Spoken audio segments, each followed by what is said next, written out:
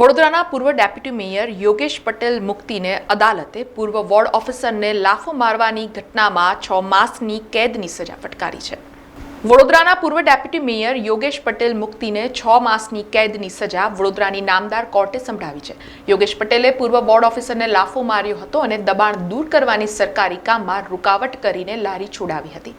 આ મામલે પૂર્વ વોર્ડ ઓફિસર જગમાલ નંદાણીયાએ પોલીસ ફરિયાદ નોંધાવી હતી, જે અનુસંધાને નામદાર કોર્ટે આ હુકમ કર્યો હોવાની માહિતી છે। આ અંગે પૂર્વ વોર્ડ ઓફિસર જગમાલ નંદાણીયાએ પોતાની પ્રતિક્રિયા આપી હતી। જે તે વખતે હું જગમાલ નંદાણીયા વહીવટી વોર્ડ નંબર 8 માં વોર્ડ ઓફિસર તરીકે ફરજ બજાવતો હતો।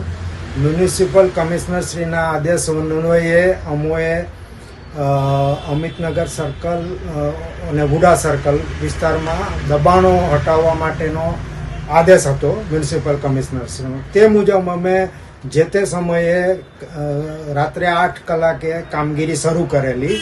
તે સમયે કાઉન્સિલર શ્રી યોગેશભાઈ મુક્તિ ઓચિંતાના ઘસી આવેલા અને તેઓએ ભરેલી ટ્રેક્ટરમાંથી લારીઓ જે તે ઇસમોને આપવા માંડેલા અને તેઓને રોકવા જતાં તેઓએ હાથાપાઈ કરેલી અને અમાને જે સરકારી કામગીરી હતી એમાં અડચણ ઊભી કરી એમને લાફો પણ મારી દીધો। જી હા, એમણે ગેરવર્તન કરેલું એ હકીકત છે।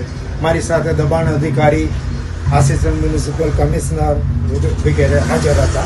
તેઓની હાજરીમાં આ ઘટના બની। હોસ્પિટલમાં લઈ ગયેલા અને ત્યાં મને બીપી હાઈ થઈ ગયેલું એટલે મને તાત્કાલિક સ્ટર્લિંગ હોસ્પિટલમાં આઈસીયુમાં દાખલ કરવામાં આવેલો। ન્યાયતંત્ર ઉપર વિશ્વાસ છે અને બરાબર।